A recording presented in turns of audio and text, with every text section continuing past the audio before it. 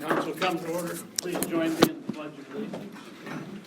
I pledge allegiance to the flag of the United States of America and to the republic for which it stands, one nation, under God, indivisible, with liberty and justice for all. Thank you. Mandy, could you please call the roll? Young. Here. Randallhorst. Here. Danstruck. Here. Carlstone. Here. Hopkins. Here. Ford. Here.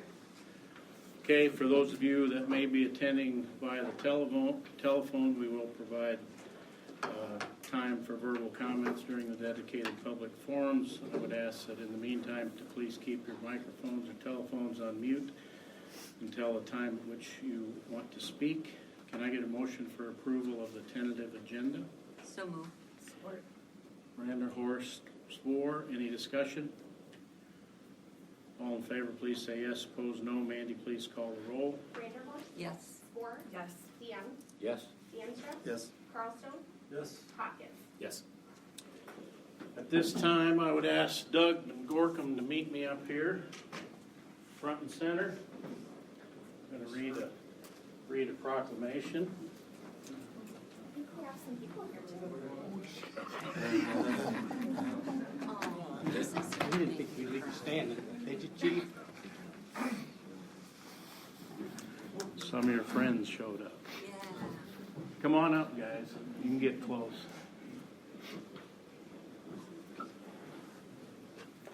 That is pretty cool.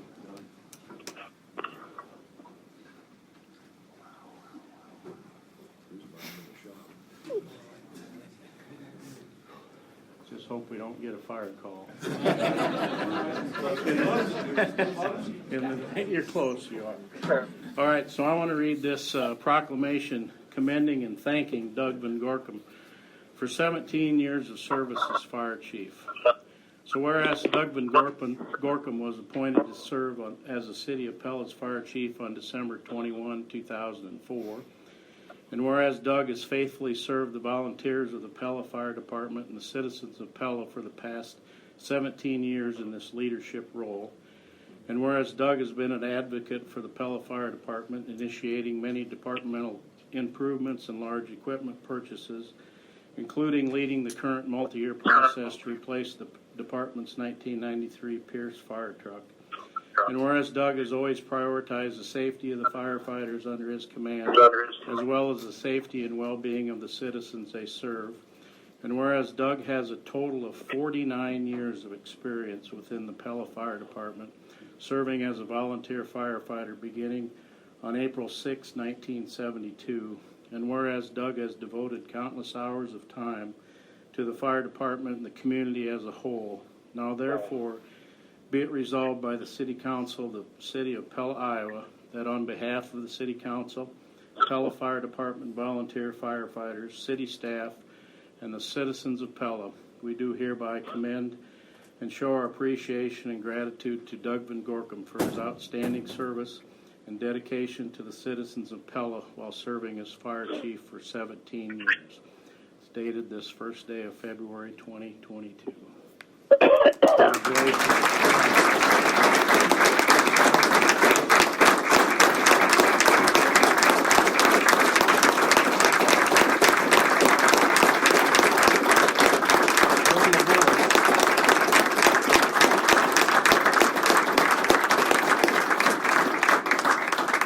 Just one more comment from me. I think one of the mark of leadership, good leadership in my opinion, is when you're ready to step down, you leave the organization you've been leading in great place. Well, that organization was tested in a big way shortly after you left. And the new leadership and the guys, I've heard nothing but wonderful things about the way they handled our fire we had in town. So again, that's a reflection on you as you left leadership, leaving the department in a great spot. So we appreciate that also. Thank you. Appreciate it. Hey, Doug. Doug. Can I get a shout out to you and Doug with all the firemen, I think? Thank you so much. Well, thank you. Thank you.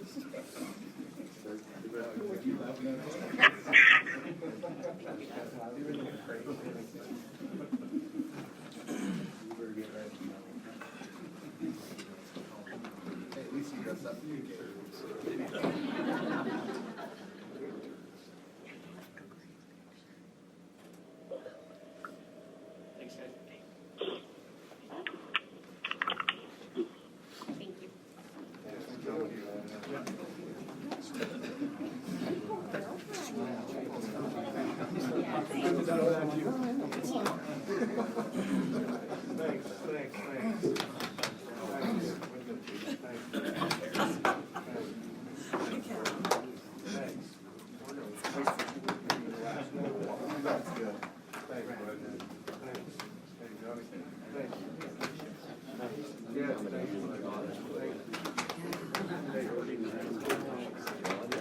No, I said Doug, 49 years.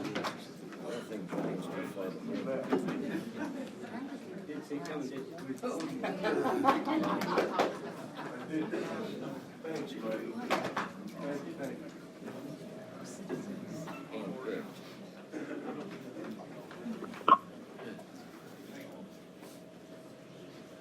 All right, we'll move on. That was fun.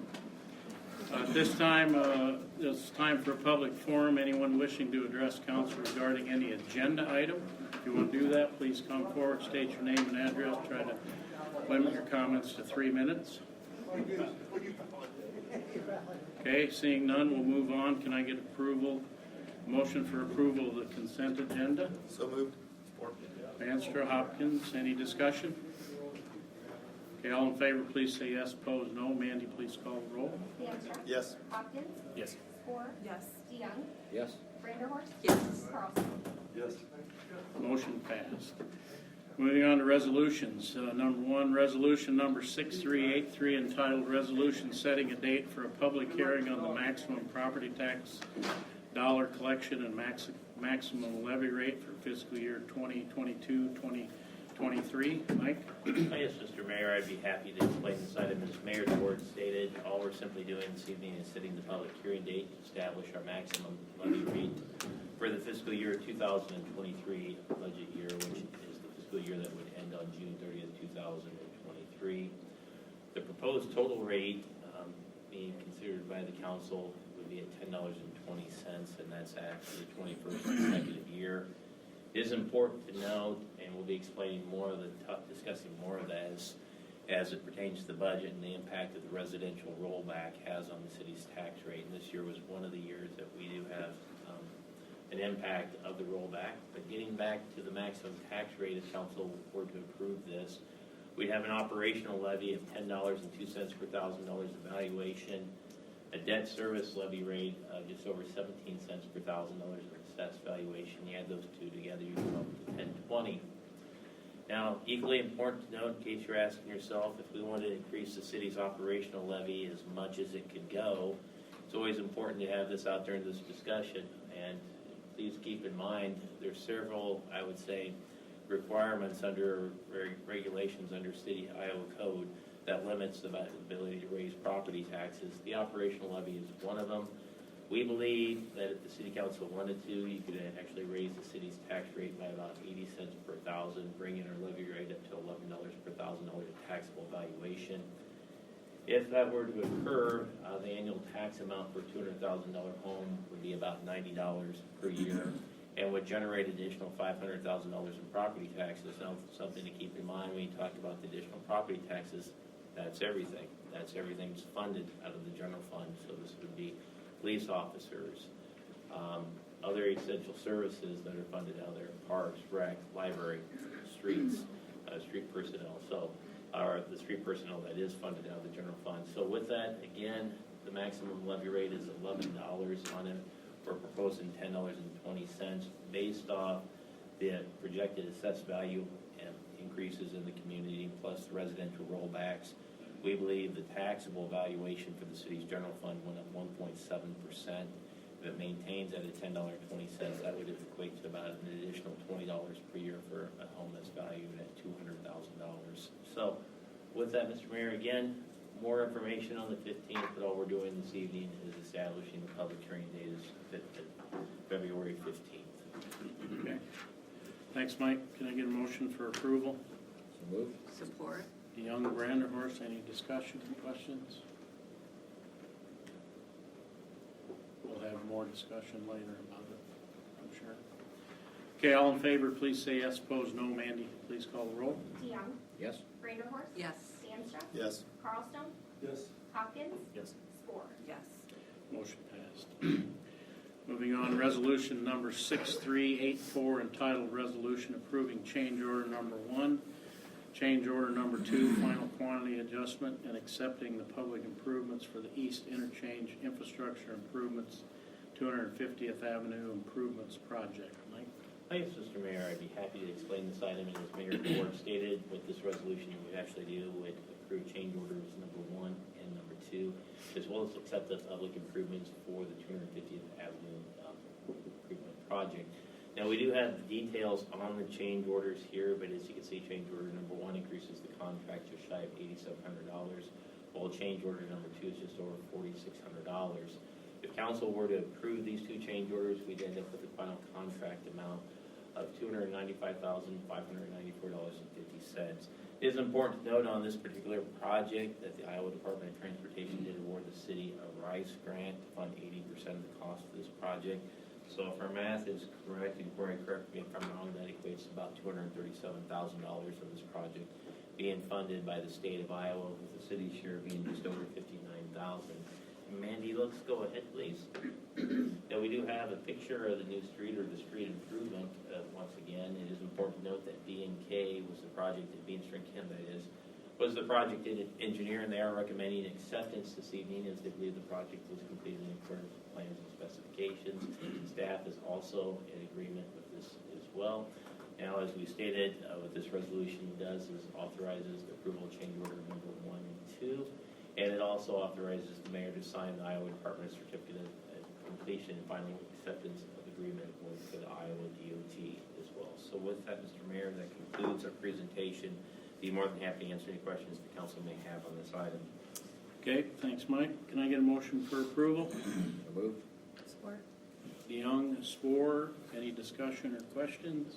I assume that the rise percentage, that's not based on the original contract, but after the change orders are done? Yeah, Corey? I believe it's after the change orders. It was under the estimated cost, so I think they grant a certain amount up to the grant amount. We were under that. Okay. Okay, anything else?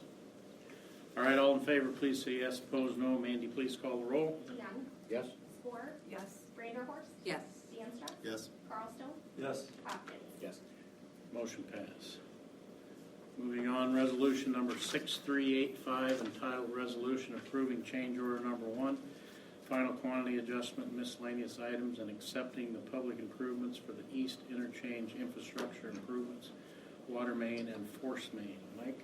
Yes, Mr. Mayor, and once again, as Mayor DeWard stated, this resolution approves change order number 1 and also accepts the East Interchange Public Improvements, which consisted of an extension of the water main and force main down to the new Lely North American corporate headquarters site. You can see by the colored lines here up on the big board, we do have a picture of the public improvements as constructed here. And as Mayor DeWard stated, change order number 1 actually increases the contract by over $54,250. And this is as a result of a requirement by the Iowa DOT requiring pipes that are located in the right-of-way to be bored and casing pipe. Now, if the change order is approved this evening by the council, we started off with an original contract of $699,148. Change order number 1, which is the final change order on the project, the amount of $54,250, would leave us with a final contract amount of $753,398. Mandy, let's go ahead, please. Okay. Beamster & Ken, once again, was the engineer on this project, and they believe the project was completed in accordance with the plans and specifications. Staff is also in agreement with this. And as we stated this evening, this resolution approves change order 1 as well as accepts the public improvements for the project. So with that, Mr. Mayor, that concludes our presentation. We'd be more than happy to answer any questions the council may have on this item. All right, thanks, Mike. Can I get a motion for approval? Support. Hopkins, DeYoung, discussion, questions? Okay, hearing none, all in favor, please say yes. Opposed, no. Mandy, please call the roll. Hopkins, Yes. DeYoung, Yes. Reindeerhorst, Yes. DeAnstruck, Yes. Carlstone, Yes. Spore. Yes. Motion passed. Resolution number 6386, entitled Resolution Approving Change Order Number 1 to the construction contract with Edge Commercial for the telecommunications building project. Mike? Yes, Mr. Mayor, I'd be happy to explain this item, and what we're talking about this evening is change order number 1 for the city's telecommunication facility or new building to support Pella fiber and our electric utility, or purchase their build, excuse me. And as Mayor DeWard stated, this resolution also accepts the improvements as well as approved change order number 1 for the project, which was in the amount of $23,400. approves change order number 1 in the amount of $26,564. Now, if approved, the original contract will be increased to $2,519,464. It is important to note that this change, even including the change order, this is still well below the engineer's estimate, which was shy of $3,252,000. Let's go ahead, please, Mandy, because we do have a picture of the new building up on the big board. The engineer for the project was SEH, and they are recommending approved acceptance of the project as they believe it's been completed in accordance with plans and specifications. Staff is also in agreement with the engineer's opinion. And once again, what this resolution would do is approve change order number 1 to the project, as well as accept the telecommunications building. So with that, Mr. Mayor, that concludes our presentation this evening. We'd be more than happy to answer any questions the mayor or council may have on this item. All right, thanks, Mike. Can I get a motion for approval? So moved. Brander, Horst, Hopkins, any discussion, questions? Okay, all in favor, please say yes. Opposed, no. Mandy, please call the roll. Vanderhorst. Yes. Hopkins. Yes. Spore. Yes. DeYoung. Yes. DeAnstruck. Yes. Carlstone. Yes. Motion passed. Resolution number 6387, entitled Resolution Accepting the Telecommunications Building Project. Anything to add, Mike? No, sir. Okay. Can I get a motion for approval? So moved. Support. Brander, Horst, Hopkins, any discussion?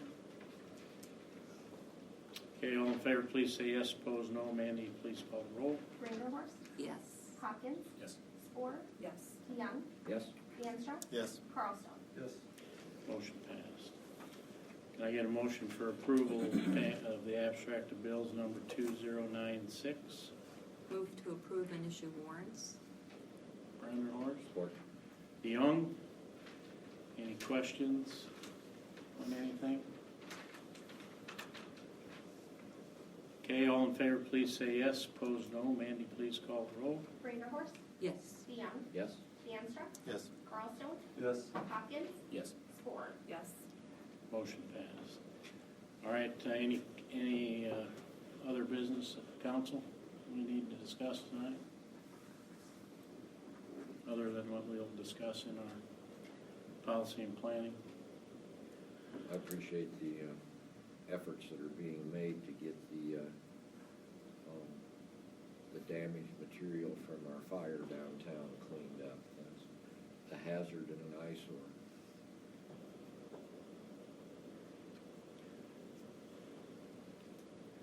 All right, any member of the public have any other business that you would like to address with the council tonight? If so, please come forward to the mic, state your name and address.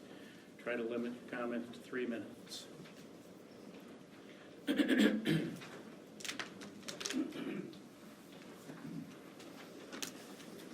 is Mary Ellen Butler. I live at 406 Franklin. One of my favorite authors runs a counseling service, and one of his favorite things to say is, reality is your friend. Take, for instance, the human body, a magnificent, amazing, unique design, nothing like it in all of creation. Unthinkable a couple of decades ago, it is now normal to deny the purpose, the meaning, and the goodness of the human body. Increasingly, the body is seen not as a given reality, but as a fully morphable canvas of self-expression. Not only do we celebrate unnatural ways of using it, we see it as something to be reinvented, remodeled, and even mutilated, if that allows us to be ourselves. In December of 2021, New York Magazine displayed on its cover a photograph of a person with a beard, body hair, and wearing boxer shorts. A massive scar dominates one leg, the result of a surgery performed in a San Francisco hospital in which physicians took flesh from this person to construct a penis. The result of this surgery was not a male body, but a wounded and disfigured female body. This person now lives in near constant pain and in constant danger of infection and rejection. Back in June, an episode of Blue's Clues and You featured a a parade of LGBT identifying animals. One cartoon beaver waving a trans pride flag had scars like those of women who've had what's called top surgery. A Nickelodeon spokesperson confirmed that the producer's intent was to teach young children that this surgery is normal, and if women wish to have healthy breasts removed in order to mimic men, they should. This sort of message aimed at children is body shaming and abusive. To be silent about this abuse is not to be loving. Rather, it is to be complicit in harm. In this cultural moment, as always, reality is our friend. God made us. We did not evolve from some primordial ooze. We are made in God's image. He made us male and female, and he called this part of his creation very good. Any culture that denies what our bodies reveal about who we are must work hard to suppress the overwhelming evidence of reality. At times, like beach balls pushed below the water, this evidence reemerges and reality shows its face.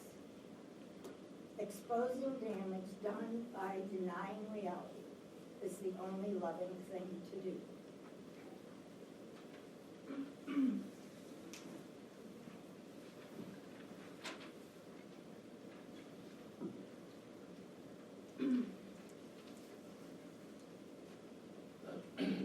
John Butler, 406 Franklin Street, Pella. Mr. Mayor and City Council, good to see you again. Thanks for the work you did this past week. These 2 nights of meetings, I think it was 4 hours a night. Wow. Well, anyway, let me continue here. When I hear the comment that we are no longer a Christian nation, I admit that I cringe. But when I look at the history of the United States, I'm greatly encouraged by the men who wrote the Declaration of Independence, the Constitution, and the Bill of Rights. A bunch of old men. They were 44 years average age. Most of that age was driven up by Franklin and John Adams.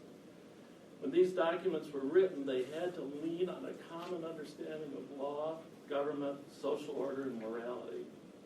That understanding sprang from the common acceptance of what has come to be known as our Judeo-Christian heritage.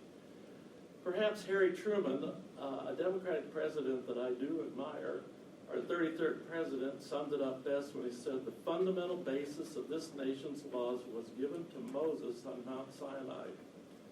The fundamental basis of our Bill of Rights comes from the teachings we get from Exodus and St. Matthew. If we do not have a proper fundamental moral background, we will finally end up with a totalitarian government which does not believe in rights for anybody except the state." Charles Carroll, another signer of the Declaration of Independence, said, "Without morals, a republic cannot subsist any length of time. They, therefore, who are decrying the Christian religion, whose morality is so sublime and pure, are undermining the solid foundation of morals, the best security of the duration of free governments. We are founded on the principles of a Judeo-Christian heritage, not feelings but facts. And that history will not change no matter what anyone thinks or does. Losing that foundation will lead to tyranny. And already we are under the tyranny of groups wanting to impose their morality on us. We seem to be afraid to act on the truth." Another common topic of misunderstanding is the separation of church and state. I heard that phrase. It's an often used phrase, but what does it mean? It actually means that the state will never support a particular church with either money or recognition. It does not separate leadership from their moral foundation. It does not separate us for considering the right versus wrong in the light of God's moral law. Now back to this book that we're having trouble with, Back to Gender Queer.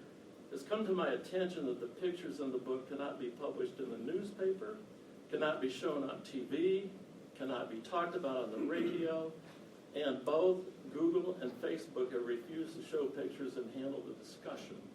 Why is that? Because it's obscene. I'm angry that I'm complicit through my tax dollars in the crime of having and distributing obscene materials in the public library.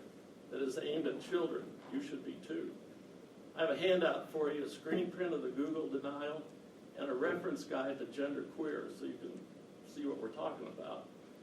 As another one of my favorite presidents, Calvin Coolidge, who has written his autobiography, it's about that, it's real small. Won't take you long to read it, but it's great. The right thing to do never requires any subterfuges. It is always simple and direct. It is time to do the right thing. Please figure it out.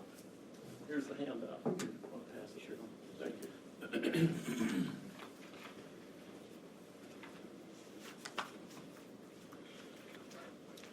Anyone else?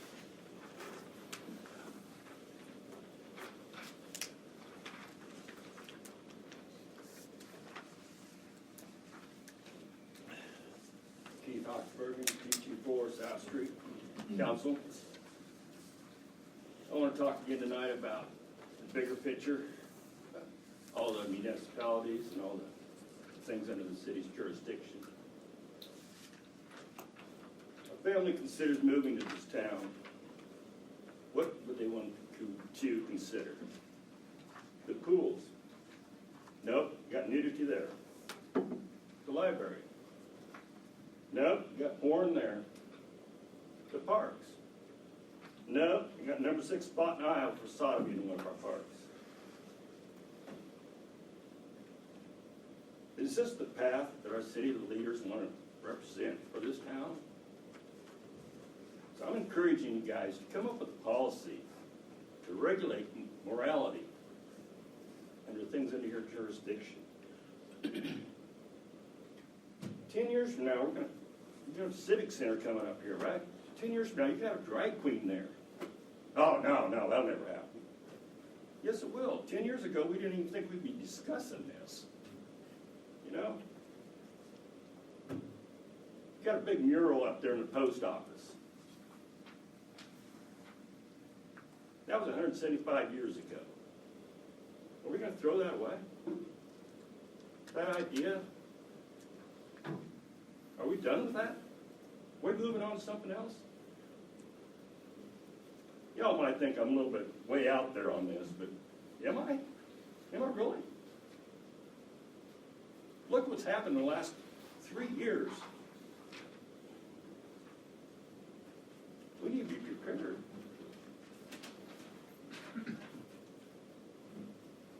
City leaders of 2022.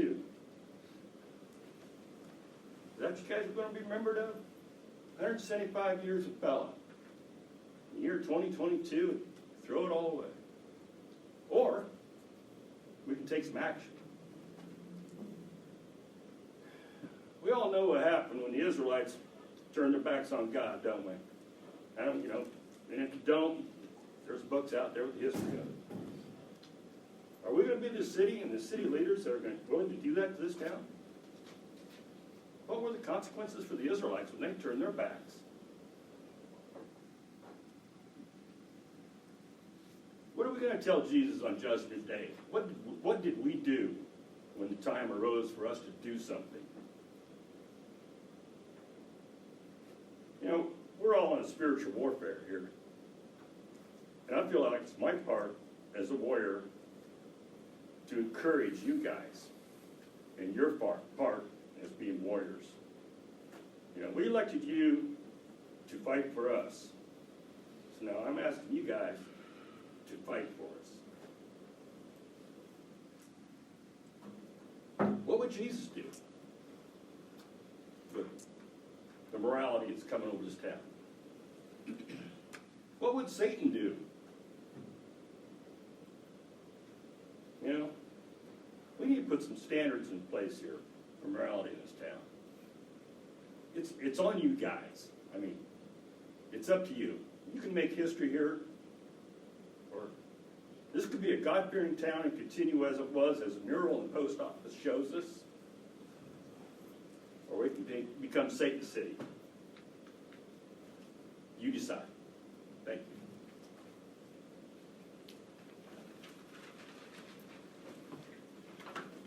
Anyone else? Okay, we'll move into our policy and planning. I want to do peddler permit first? Yes, sir. Okay. Okay. Purpose of tonight's discussion, and for those following at home, I'm on slide number 11 this evening, is to discuss a request that we received from an elected official, and that is to consider removing the design requirements for peddlers who operate in the Oskaloosa Street corridor on this. Now, a little bit of background as far as peddlers are concerned. These would be food trucks, mobile vendors that we have throughout the community, temporary food stands on there, typically what's called peddlers within our jurisdiction. Now, as far as peddlers are concerned, the zoning districts that they can operate in is the central business district, the mixed-use commercial corridors, and the CPD, I believe, is the zoning jurisdiction that we currently do not have it in place right now. So, again, these are the heavy commercial areas. The key takeaway is when you talk about peddlers, they're allowed to operate in zoning jurisdiction. Now, one of the items for peddlers on there under the city code, if they operate for more than 30 days, the vehicle or structure used is required to have a Dutch theme and receive a permit through our Community Development Committee.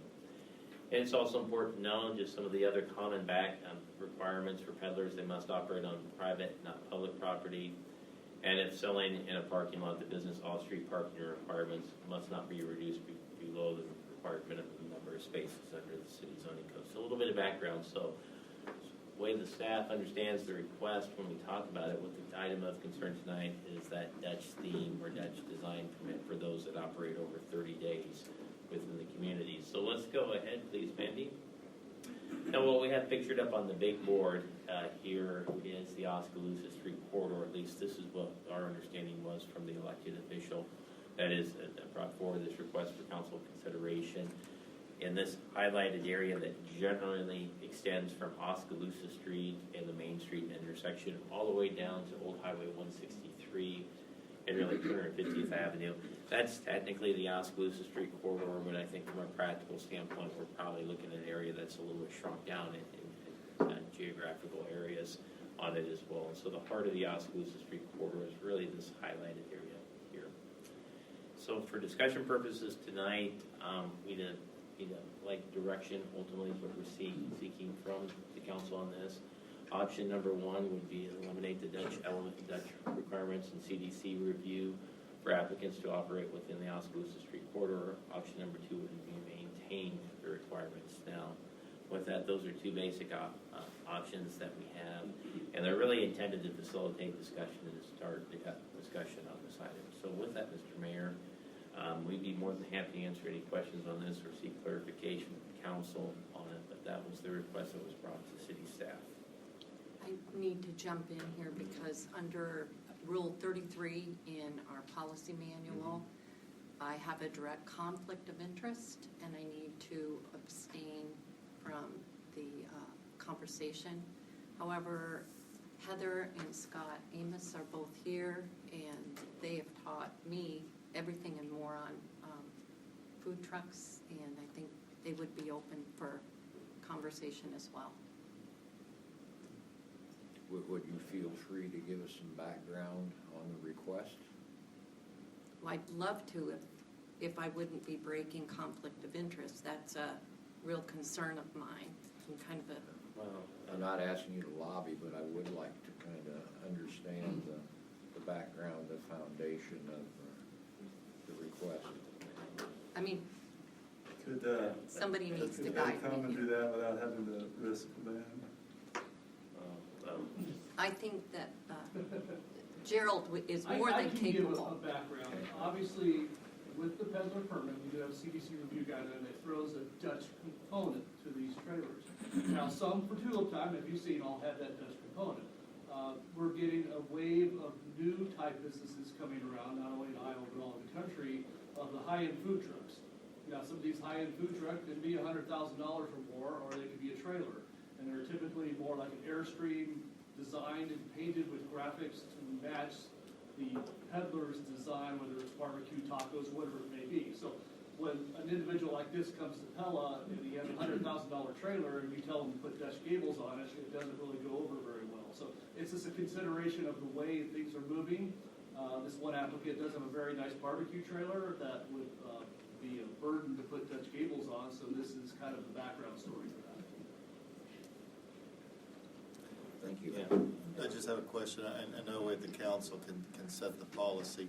Has the CDC been asked at all whether they think it's important or not important to have that in that district? Well, then I'd have to refer to Jerry as far as conversation. Has this been discussed at CDC? No, it hasn't been discussed, but again, with direction from council, that would be one of the possible paths we would go. Okay. And I would also like to add a little bit of context to this.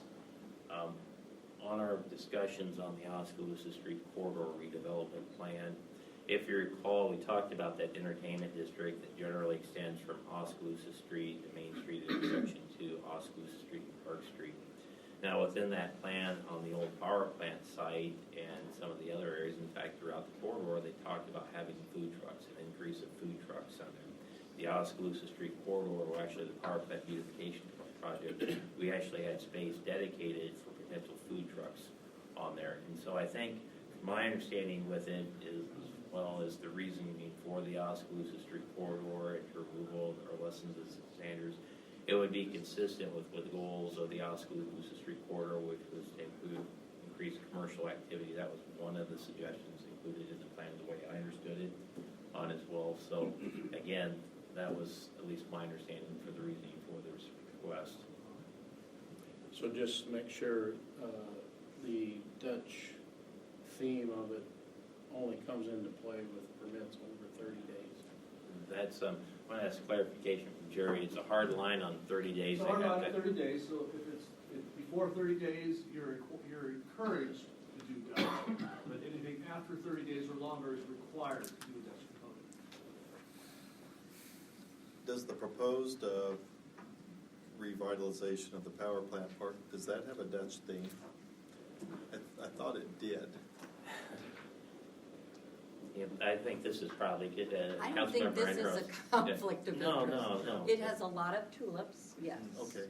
A lot of tulips, I but just so couldn't do a lot remember. of things. Aren't they from the air, look like a windmill? Yes, Mhm. yes, So, yeah, Yeah. fairly Dutch. yeah, Okay. yeah. But a big part of that park is the food trucks and the rotation of food trucks.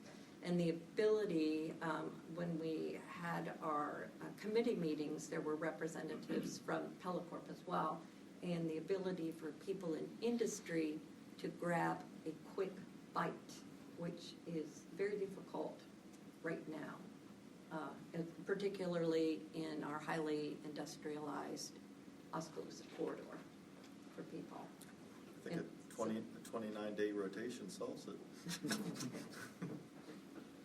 Drive it around the block. Yeah. We spent a lot of time talking about amenities. I think this would lower the barrier of entry of, we have some great restaurants, lunch places specifically. It's nice to have more. I think this is a low barrier of entry to encouraging both local and external vendors to come more often without having to adjust their business plan or model or branding or a number of different things to get here, which I think is a good thing for having amenities. I would appreciate just trotting it by CDC as a matter of courtesy. We can still do what we want to do, but I think that would be a courteous thing to do.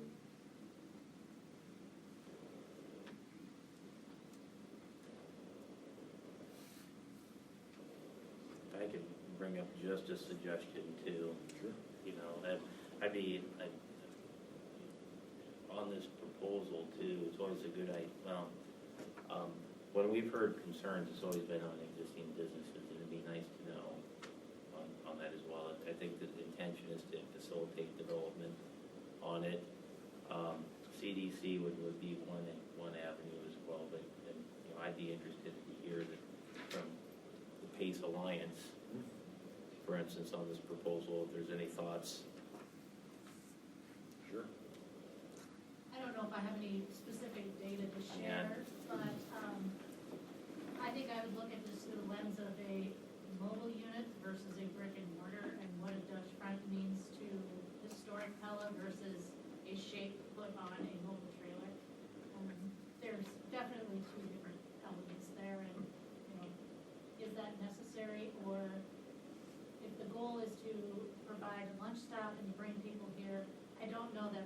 Dutch front on a trailer, big trailer, impedes or enhances that one way or another. Just my 2 cents there. Well, I'd push back a little bit, as I said earlier, I think it could potentially impede people from coming, in this specific case. I mean, people coming to eat, I'm Yeah, sorry. okay. I don't think it will increase or decrease their patronage. Or appetite. Or appetite. Or appetite. Sorry, I should have clarified that. I guess too, that as we talk about this, why just this district? You know, when you look at where Copper Electric is, for example, that big parking lot as you come in from the Vermeer Road, you know, if a truck was parked there, is why does this stand out versus other areas of town that may have that? I think that needs to be part of the discussion as well. Yeah, no, I'm just talking from a historical background. It's always been my understanding the reason why is restaurants in town, when they've been brick and mortar and invested in the community and pay property taxes in the community, it's been my understanding that they view this as somewhat as competition on there from others that come in during prime time, prime season, and on the matter don't have the investment that the others have had in the community. That's the other side of the argument on it. And so I think from our standpoint, city staff, and looking at it, you know, my understanding this came about when we were talking about the power plant site and really the Oskaloosa Street corridor was my understanding, but that was one of the reasons traditionally why they have the Dutch front requirements, was the concern for existing businesses that are in the food business specifically. Is there a requirement under 30 days to get a permit to do it, or is that just over? Well, I think there's permits required for a peddler to come into town outside of the design review. We're just talking about the design element. They still have to go through all the normal processes to sell goods. Considering ways to combat the idea of the brick and mortars having trouble, I agree the tax issue and all that. There could be ways to capture or slow the feasting on the local brick and mortars, I think. Sure. And is it 30 days, is the idea that it'd be 30 days simply consecutive? Or is it 30 days in the course of a year? What's the? It's 30 days over the course of a year, so. Yeah, So if you had a food truck or a trailer, you would just simply, and you didn't adhere to this, you would simply have to pick what are the best 30 days of the year to do this. Correct.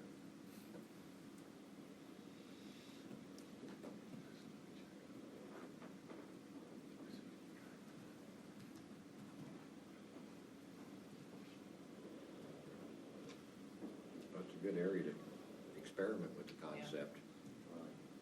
There is not a whole lot of amenities down there. Yeah, I don't think that a Dutch front is needed on peddler permits. You know, you go to so many different cities that have really great food trucks and food truck areas, and I just think it's cool. And I think the Oskaloosa Street area is a great place to give it a whirl.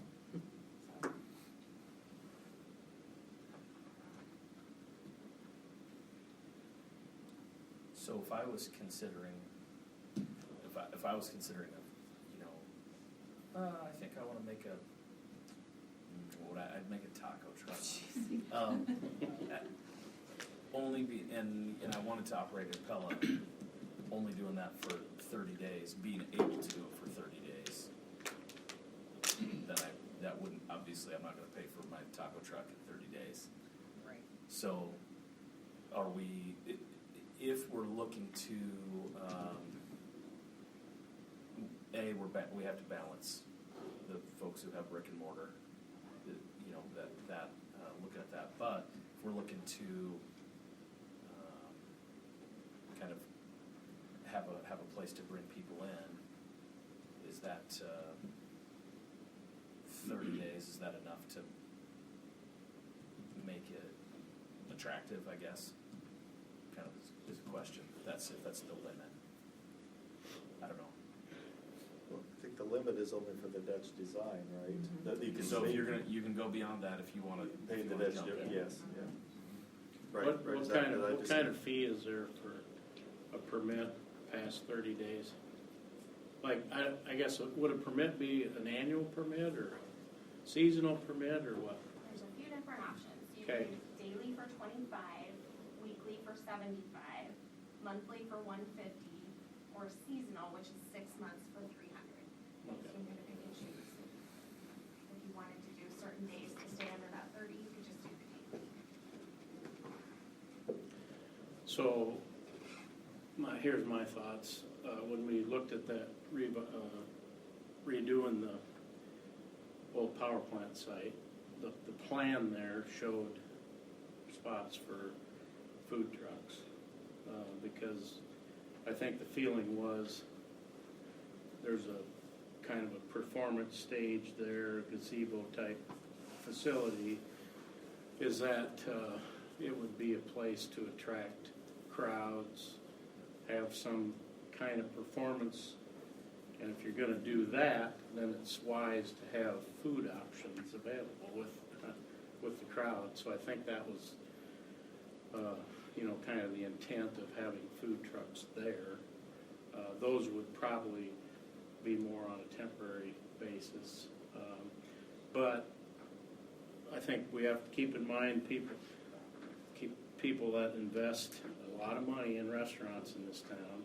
A lot of money is invested.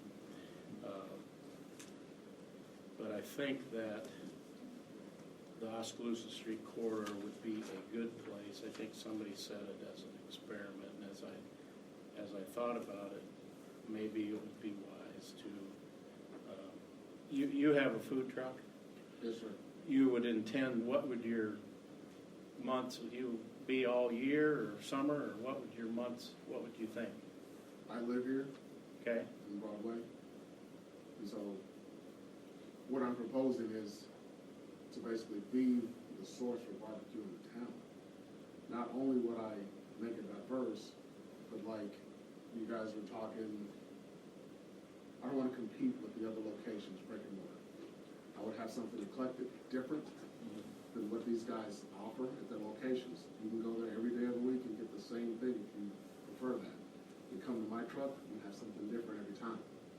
It's not within competition for brick and mortar whatsoever. But what I'm trying to do is basically grow the aspect of, you want to bring the different taste and flavor into town. I offer barbecue sauce, I sell that in the stores, it's good, you should try it. So on top of that, it also gives others that want to come into town the idea that if this can, per se, go, I'm on the Iowa Barbecue Society, and there's individuals that I talk with nonstop sometimes, they don't want to do it because they don't want the Dutch front. And like, you guys have said, yes, the price is not cheap having these built. There's a lot of money into it, and then when you throw that into the mix, it throws it, it's just a whole different ballgame. So, bringing this to the table, I would do everything different, try to keep it to where it's not just a pulled pork brisket that you can get at Butcher's Brew House or just something in that aspect. Just make it different. I'm going to try to cater to kids, be at functions, try to give it a more diverse aspect to get to locations. If you're at work, you got a very little option. Most of these plants, these guys have to get in. Sometimes they don't get back in time, because there's very limited, or you got so many people that come from the same plant at the same location. I think our goal would be, it would be awesome if we could be year-round, but we live in Iowa, so we know that that's probably not possible, right? But it would be awesome if we could start in March and you could go to like October. So you could have it running for those months.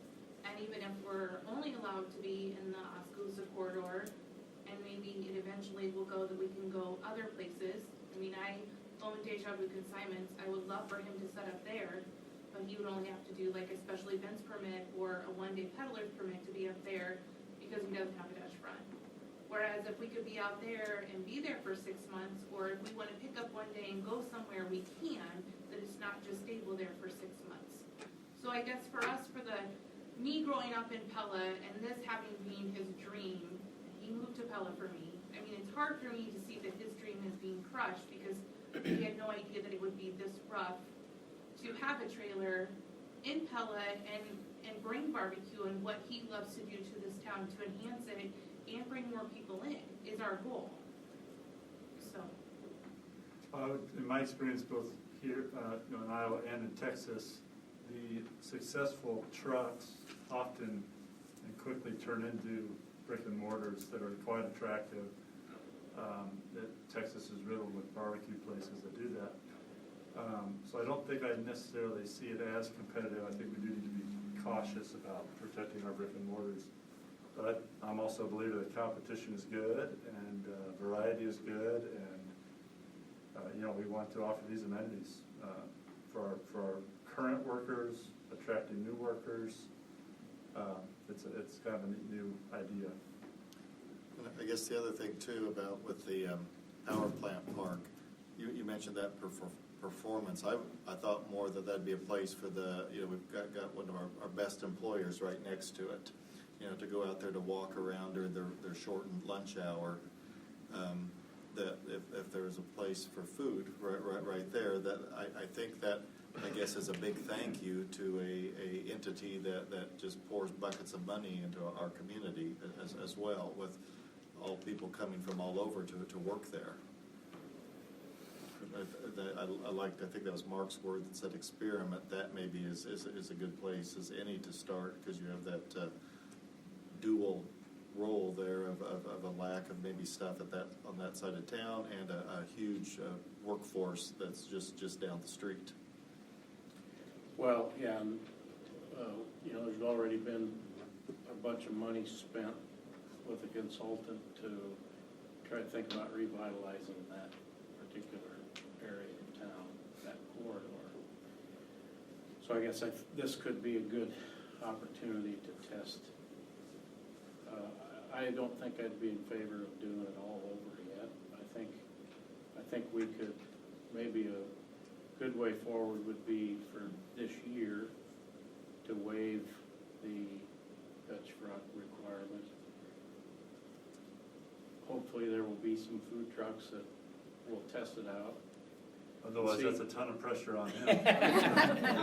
A whole exclusive corridor on staff. But I think it's a way to test the market. Test the market there, to, if we're gonna, keep pursuing, trying to attract other.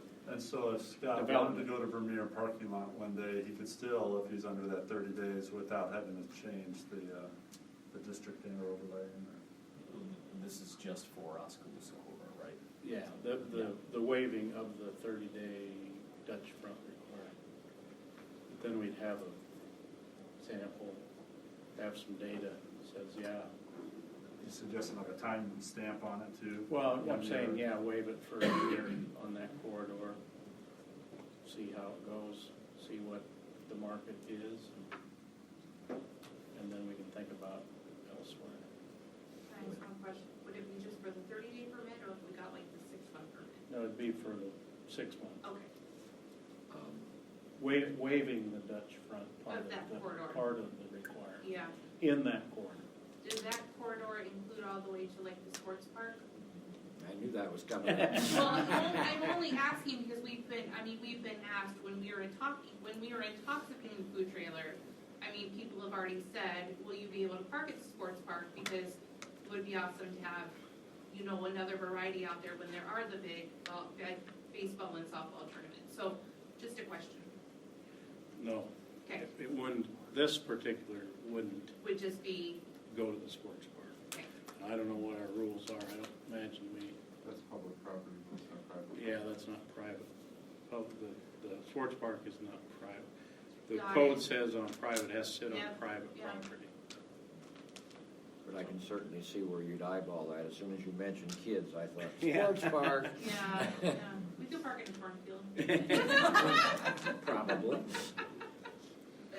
Maybe the new second Christian Reformed Church will let you put it in their Yeah. parking lot and Yeah. catch everybody going and coming. Coming and going, yeah. You know, we mentioned competition with brick and mortar, but we certainly don't worry about that when we're running Thursday night on Pella events. Got all kinds of vendors downtown. Yeah, but that also is And a it big draws a influx ton of of people, people. big Yeah. influx of people. And it's, tulip times in other cases, right? But all of the tulip time stands have to have a Dutch appearance for tulip time. But anyway, so is that consensus to? Yeah, that's fine. I still like But the I idea. do think we should check with CDC, just, And I think now would be a time to look at the fee structure too, to how long it's been changed, how that compares to other communities. I think I would task that with the CDC as well. My memory serves me right, that fee structure was kind of set up to discourage peddlers and transient people from hitting town, and it could stand to review.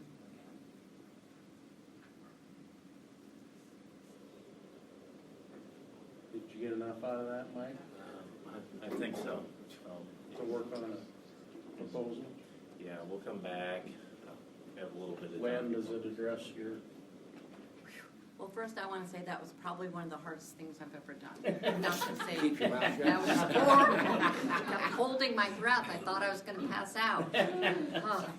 Yes, I think it's a magnificent start. I do. And, I appreciate all the feedback. Thank you very much. Okay. Thank you. All right, moving on to the designation of the City of Pella's official newspaper. Okay.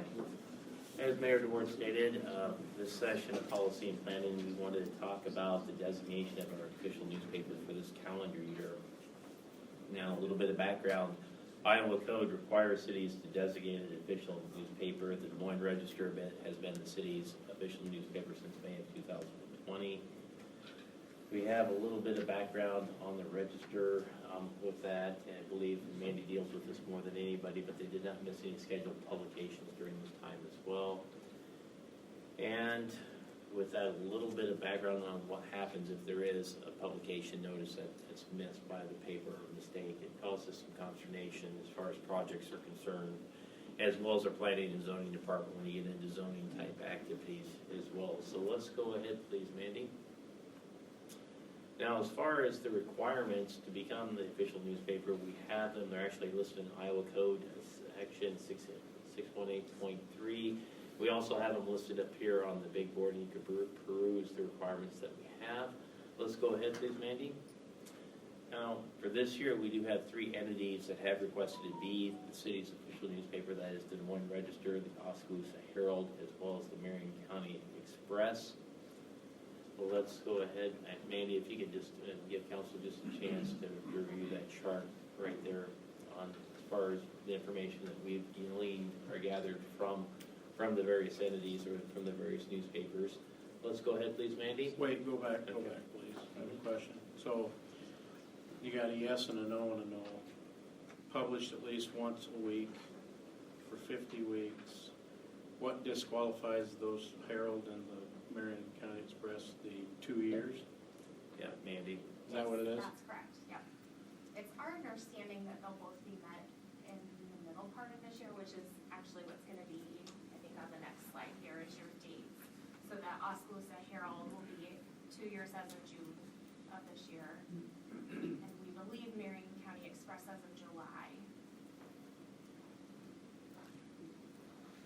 And just as a comment, I argued with our city attorney with that since I remember my grandpa and grandma Banstra having the Oskaloosa Herald in Pella for umpteen years, as do many Mahaska County people that end up in Pella. So I was going to say, I used to get the ASCII Herald.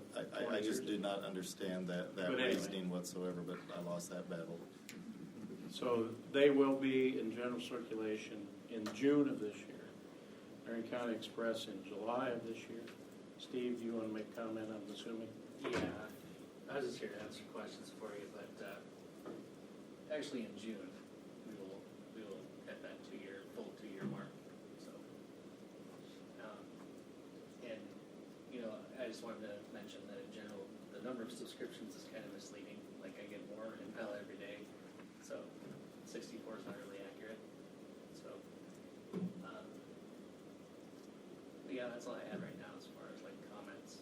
So, yeah, we are in process of joining the Iowa Newspaper Association, though that's not required. Yeah. So you have an office here or just in Yeah, Pella? 904 Washington.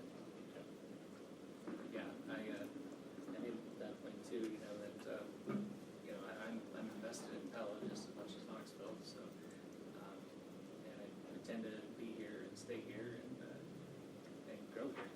So I'd just like your consideration, if you're not comfortable with,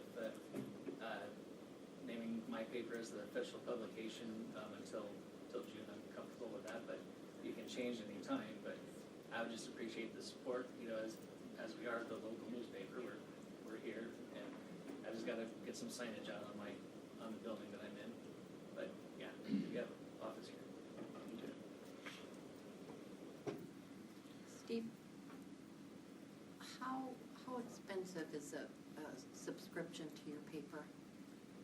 Here in Pella, it'd be $65 for the year. Anybody know, or can somebody Google for me what it is for the register per year? I think It's more than that, and the quality goes down yeah. every month. I just like to think of people on fixed incomes and how they get their information, and I think that the Marion County Express, it has a lot of value for its price. Thank you. And it also covers more than, it covers a wide expanse of Marion County. And I don't know if any of you have picked one up and read it, but it's really very interesting. I've enjoyed it.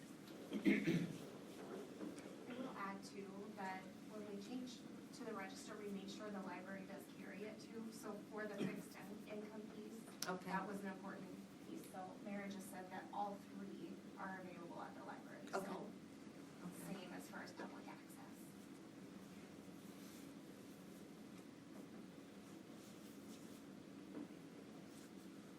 Well, I want to support the one that promotes Pella the most. I guess where it gets down to, I've frankly been disappointed in the Herald, on what they have done. I think they probably could have done a better job. But I look at the old Chronicle, it was packed with nothing but Pella information, and now we get to 2 articles every, if that, plus the obituaries. Right. So that's, I think we're maybe due to take a risk and try something different, in my opinion. And I agree with Mark on the register too. They've not done a job of promoting us, so that wherever we're going to get the best, and if we don't get the best bang for a buck on the Marion County Express, we'll go to the hometown press out of Sully. No, I agree. I would fully support the Marion County Express being awarded Well, this. especially if they're in town. I Yeah. mean, that makes all the difference in the I world. also, Yeah. So to keep our city attorney happy, we would not do that till June. I would not be afraid to vote against the city attorney's opinion, at No, least I on don't this think thing. Nor would I. If I can add one other thing, the Iowa Newspaper Association, I know it was referenced, it's not a state code requirement. I get calls all the time from people on fixed incomes that don't subscribe, that want easy access to public notices, and that is heavily relied upon. So having access online if they don't have the paper, I get a lot of calls about that. So that would just be one thing that I think would be valuable to have addressed is how can I answer citizens when they say, where are these public notices because I don't subscribe? So that's just something that I think would be important to consider with time. Do you have an online option? I do. I haven't put any public notices on it yet, but I do, and certainly, if you wanted to do that, I'd be happy to start posting them regularly. Even if you don't choose me, I'd be happy to share them. What's that? The Facebook page, is that the website, or is there a? No, currently I'm running it out of redrockwriter.org is my personal website, because I'm still making tweaks to the newspaper's website. Okay. But yeah, I can funnel the legal notices from that to the INA. And obviously I can share that with anybody that wants the notices. you put Knoxville's legal notices? Are they on the website yet, or also on that same one that you talked about? They've never requested that I put any up yet. But realistically, right now, the local news source is KNIA. Yeah. So that's where people turn for.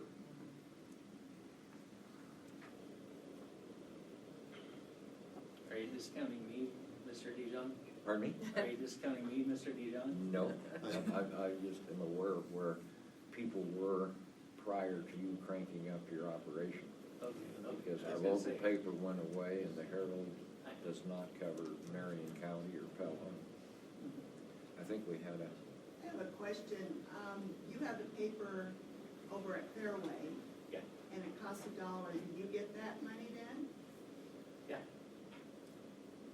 Well, I haven't been collecting it so far because I'm just trying to promote the paper more, letting Fairway keep it, so. Well, then you have Because I realize Mark's right, I'm trying to grow it, so. So are you once a week? Yes. So may I ask, who owns the Marion County Express? Is that local? I do.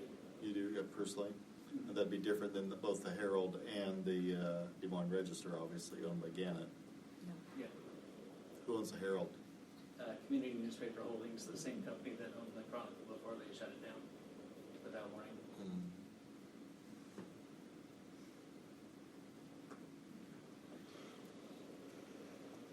Okay, what's your pleasure? pick them up in June. Pick them up right away. I like the pushback idea a little bit. And we are the official paper for Marion County as well, so I don't know if you guys knew that or not. I think I mentioned that in emails to you. If you guys don't have any more questions for me, I'll get out of your hair. Thanks. So what I'm hearing is we would like to pursue the Marion County Express as our official newspaper. Okay. So if you feel most comfortable making it in June, I think we can probably live with that. But Yeah. there is some desire to do it ASAP. To be common sense. Let's just count. You don't want Mandy to get in trouble here. There's a saying, don't poke the bear. That's true. And the bear might be named That's- Christine. Yeah. I'm fine with June, and I applaud this decision. Do we need to make with a stipulation, what Mandy was saying about the newspaper association? Being a member of the newspaper association. Did Steve leave? Kind of conditional. What's the stat, you said you were working on becoming a member? Yeah. What's that, how soon is that happening? The board is expected to meet this week, and they should make their decision if they're going to accept me. Okay.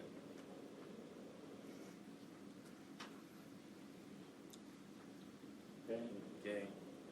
And Mandy, this will be brought back as a formal action item, and right now, I think what we're hearing, a majority of the council, correct me if I'm wrong, June or July, when the city attorney, or, no, we'll go, what's that? Yeah, I think she was saying July 1, and it's fiscal year, then the month of June is through, but that was just the advice given, so.